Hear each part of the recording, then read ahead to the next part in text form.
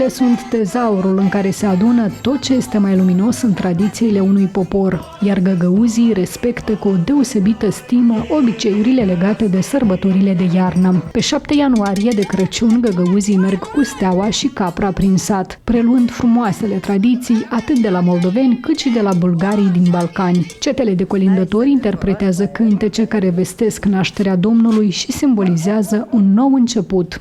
Основное слово – это берекет. Берекет – это урожай и плодовитость живности и плодородие земли и продолжение рода, потому что все это есть в этих песнях. Cetele de colindători sunt conduse de așa numitul țar, care de obicei este un bărbat cu experiență. Când ceata ajunge la o casă, colindătorii strigă gospodarul și îi cer permisiunea de a colinda.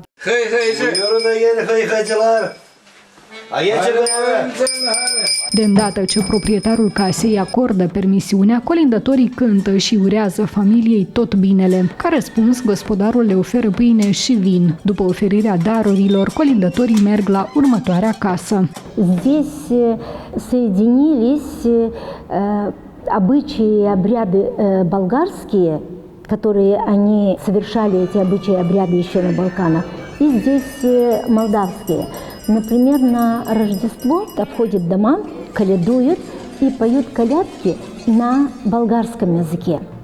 Эти колядки посвящены хозяину, хозяйке, если есть девушка на выданье, если есть маленькие дети, маленькому ребенку. Это колядки, которые произносятся как молитва, чтобы был урожай, чтобы было плодородие. Есть и другой вид колядок, которые церковные, которые славят рождение Бога. И вот эти колядки поются уже только на румынском языке. Да, на румынском языке, и они ходят со звездой стява. И у нас так и называют, ходят со стявой. И стява гизмя. Звезда, она делается так же, как и у молдаван.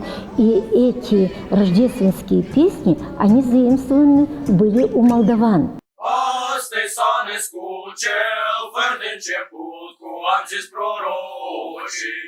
Găgăuzii colindă și de Revelion. De dimineață, copiii pornesc prin sat, după care vin adolescenții, iar adulții încheie ziua. O tradiție mai puțin întâlnită astăzi este trecerea prin zăpadă cu plugul, un ritual preluat de la moldoveni. Acest obicei poartă un caracter agrar și simbolizează belșug și roadă bogată în anul care vine.